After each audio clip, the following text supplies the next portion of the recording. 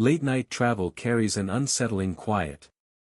The streets are empty, the city half asleep, and time itself seems to stretch unnaturally. In that eerie silence, the mind plays tricks, shadows shift. Reflections seem off, and sometimes, you feel like you're not alone. I never believed in ghosts. Not really. Not until that night. I caught the last bus home at 2 a.m. The rain-soaked city glowing under flickering streetlights.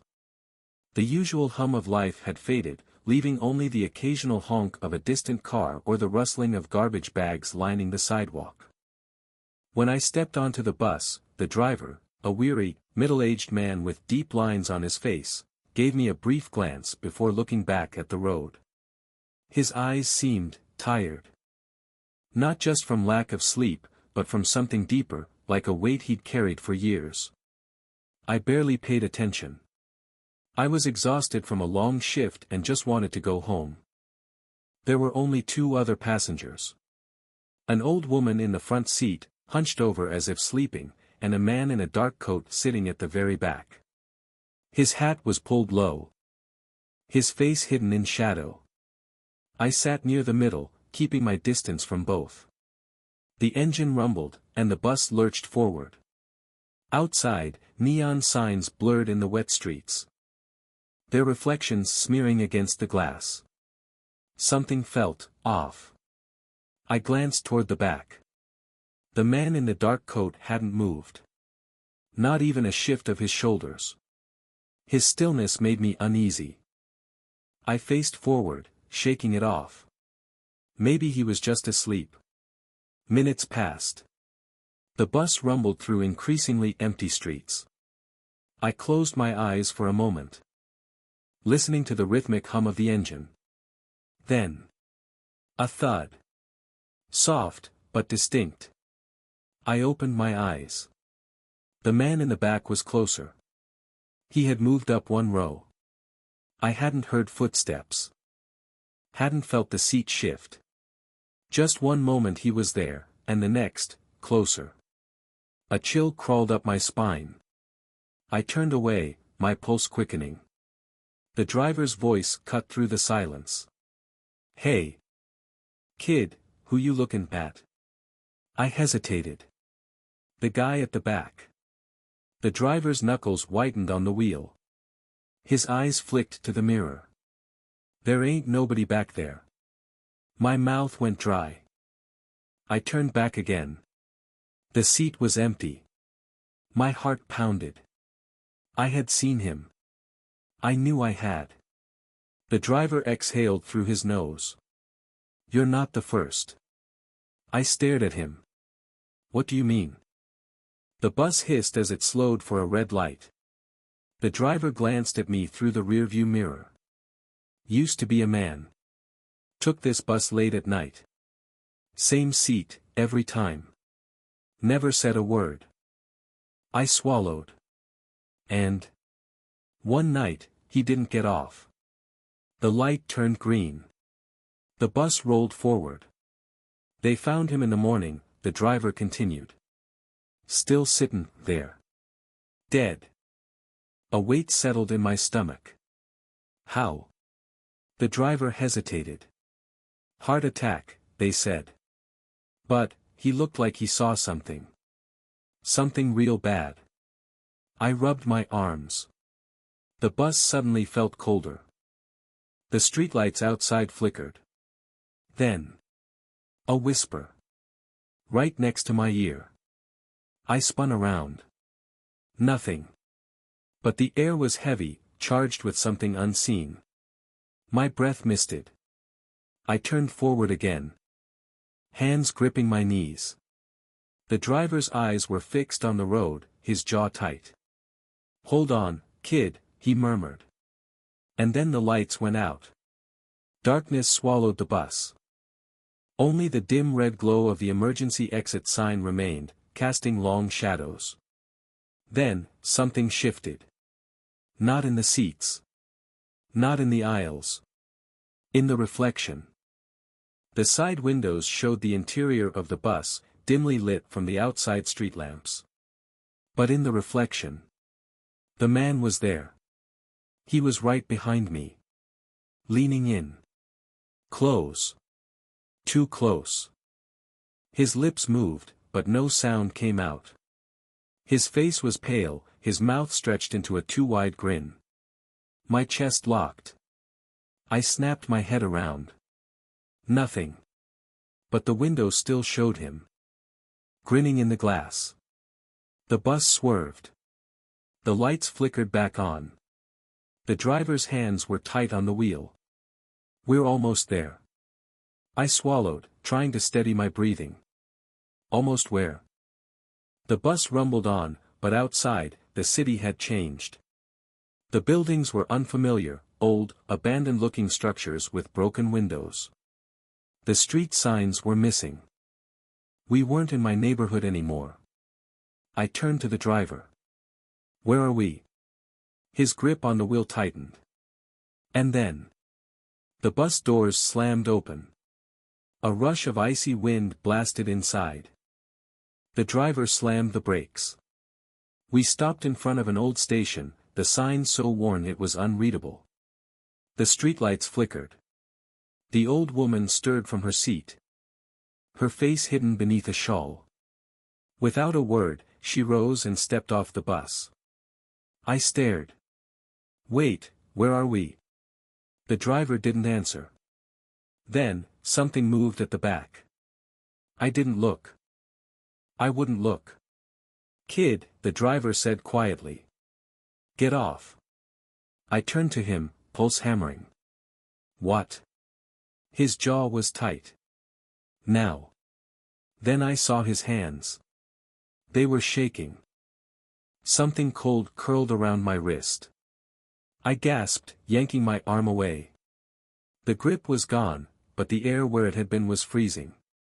The whisper came again. Time to go. I bolted. I ran down the steps, my feet hitting wet pavement. The wind howled through the empty station. I turned back. The bus doors slammed shut. The driver met my eyes. I'm sorry, he mouthed. Then. The bus pulled away. I watched it vanish into the darkness. Alone. No sound. No cars. No city noise. Just the faint hum of an engine. And a whisper. Waiting. I never found that station again.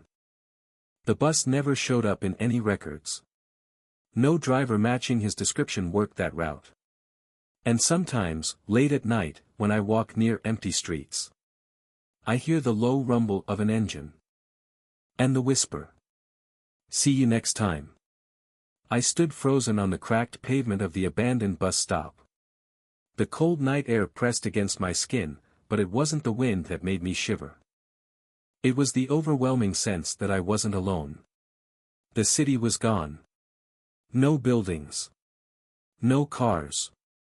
No distant hum of life. Just an endless stretch of empty road disappearing into darkness. I turned in slow circles, my breath visible in the freezing air. The only light came from a single flickering street lamp, buzzing like a dying insect. And then. Footsteps. Soft. Just behind me. I spun around. Nothing. But the whisper came again. Still here. I staggered back, heart pounding. The bus was gone. The driver was gone. The old woman, where had she gone? I scanned the shadows. But the streets were empty. I had to move. I started walking, forcing my legs to work despite the terror coiling inside me. My footsteps echoed unnaturally, too loud in the silence. I reached for my phone, dead.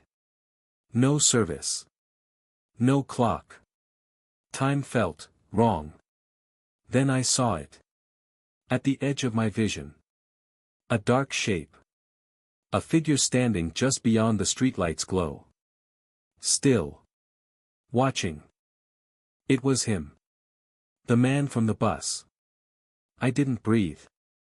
Didn't move. Then. He stepped forward. And the streetlight died. Darkness swallowed me whole. When the light flickered back on, the man was gone. But something had changed. The buildings around me, they weren't the same as before. They looked old. Decayed. Like a city frozen in time, forgotten by the world. I turned a corner. My breath catching. A bus stop. But not just any stop. It was the same station I'd gotten off at. Impossible. I had walked blocks, turned streets, but I was back where I started. I stepped closer. The peeling sign above the bench was barely readable. It said, "Last stop, Terminus." Then I saw the schedule. One bus. One time. 2:06 a.m. I checked my phone again. The screen was still black. But in its reflection, I saw something standing right behind me. I spun around. Nothing.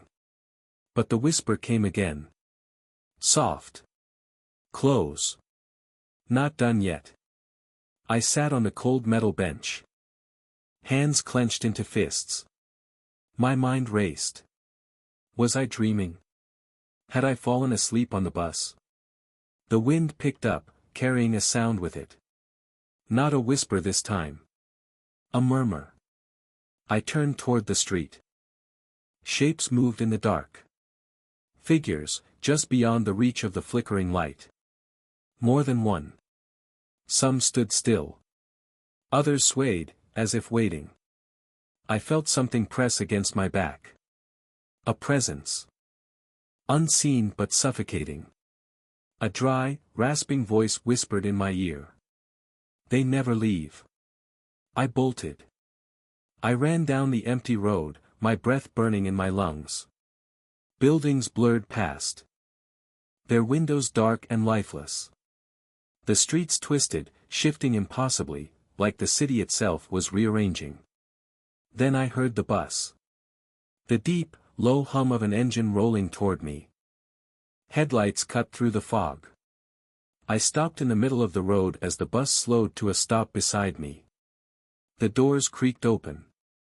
Inside, the driver sat stiffly at the wheel.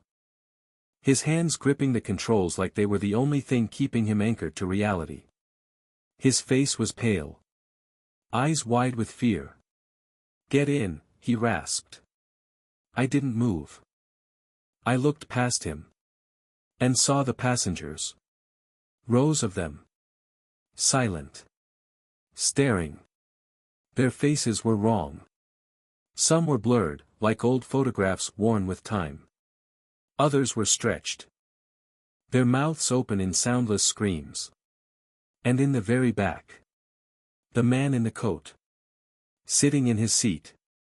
Waiting. The driver's voice shook.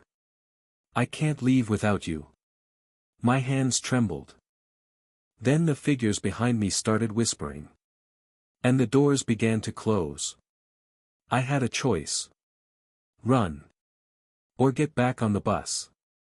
I stepped forward. Not because I wanted to. Because I felt something pushing me. The moment I climbed the steps, the doors slammed shut behind me. The bus lurched forward before I even found a seat. I stumbled into the first open row. My breath ragged. The driver wouldn't look at me. His face was tight, his knuckles white. The passengers didn't move. Didn't blink. Then, one by one, their heads began to turn toward me. The driver spoke in a hollow voice. "There's a fare." I swallowed hard. "What?" His grip on the wheel tightened. "The fare. You didn't pay it." I reached for my wallet, fingers shaking. I have money." The driver let out a slow, shuddering breath. "That's not the fare." The lights overhead dimmed. A cold weight settled over my shoulders. Then I felt his presence behind me. The man in the coat. Standing right over my seat. A whisper brushed against my ear. "Your stop is coming." The bus sped up. The road outside blurred, the city twisting. Buildings melting away into nothing. The driver's voice cracked. Do not turn around. I squeezed my eyes shut. The whispers grew louder.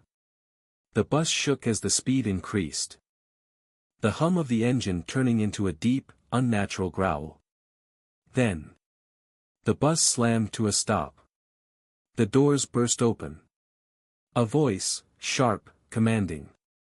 Get off now. I didn't think. I ran. I hit the pavement hard, rolling onto my side. The bus roared away, its headlights vanishing into the fog. I gasped for breath, my body shaking. The city was back. The real city. Cars in the distance. The faint glow of neon signs. A familiar street. I staggered to my feet, looking down at my hands. They were ice cold. My fingers tingled, numb. And then I saw it. A bus ticket in my palm. Old. Yellowed. Faded text printed across the front. One word. Return. I turned it over. A time was stamped there. 2:06 a.m. For tomorrow night. A whisper curled around me. See you soon. I don't take the bus anymore. I walk. I drive. I take the longest possible routes to avoid that street. But every night, at exactly 2:06 a.m., I hear it. The low, steady hum of an engine. And if I look down the road, I see the bus. Waiting. And one day, whether I want to or not, I think I'll have to take that ride again.